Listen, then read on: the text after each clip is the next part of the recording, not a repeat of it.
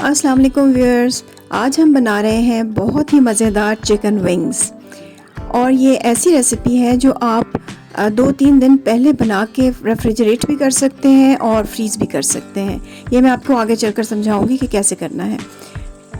तो आइए शुरू करते हैं। मैंने इसके लिए लिए हैं 1 किलो चिकन विंग्स। इनमें मैंने ऐड किया है 2 टेबलस्पून सिरका, 1 tablespoon soya sauce, 1 tablespoon chilli sauce, 1 tablespoon नमक,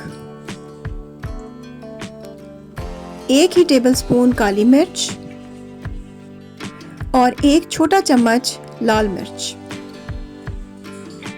अब इन सारी चीज़ों को हम हाथ के साथ अच्छी तरह से मिक्स कर लेंगे ताकि पूरे चिकन के ऊपर एक जैसा लग जाए मसाला।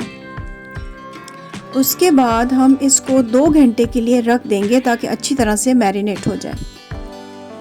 2 घंटे के बाद हम इस चिकन को एक पैन में डालेंगे। नॉन स्टिक पैन ले लें तो ज़्यादा बेहतर है, वरना दूसरी देगची में भी हो जाएगा। इसको हमने अब पकाना है और इसमें कोई पानी हमने नहीं डालना। जो चिकन का अपना पानी होगा ये उसी में पकेगा, प्लस हमने जो इसमें सोया सॉस और विनेगर वगैरह डाला है वो भी लिक्विड्स हैं। तो 5 से 10 मिनट के लिए आपने इसका ढक्कन बंद करके इसको हल्की आंच पे पकने देना है ताकि चिकन अपना पानी छोड़ दे। जब चिकन का पानी निकल आए फिर आप ढक्कन हटा के उस पानी को खुश्क कर लें। इस दौरान ये चिकन अच्छी तरह से पक भी गया है और गल भी गया है। अब इस स्टेज पर अगर आप चाहें तो इसको रख लें। अगर आपने 2-3 दिन बाद बनाना है तो आप फ्रीज़ कर लें या रेफ्रिजरेटर में रख लें। शाम को बनाना है तो सुबह आप ये वाला काम करके इसको फ्रिज में रख दीजिएगा और फिर बाद में सिर्फ फ्राइंग का काम रह जाता है।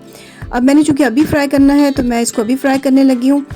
कढ़ाई में आपने ऑयल ले लिया, मीडियम सा उसको गर्म कर लिया और उसके अंदर ये विंग्स आपने डाल दिए। इनको हमने अब ज़्यादा देर नहीं पकाना क्योंकि ऑलरेडी पके हुए हैं और गला हुआ चिकन है। तो बस 2 मिनट इसका सिर्फ हमने इसको फ्राइंग का टच देना है और थोड़ा सा बाहर से इसका कलर अच्छा सा करना है और ये टोटल 2 मिनट का काम है।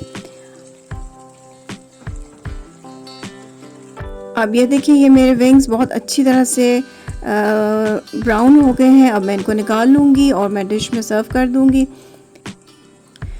ये विंग्स इतने मज़ेदार बनते हैं कि अगर एक दफ़ा आपने इनको ट्राई किया तो आप बार बार बनाएंगे। अगर आपको मेरी रेसिपी पसंद आई है तो वीडियो को लाइक कीजिएगा और कमेंट्स में मुझे ज़रूर बताइएगा।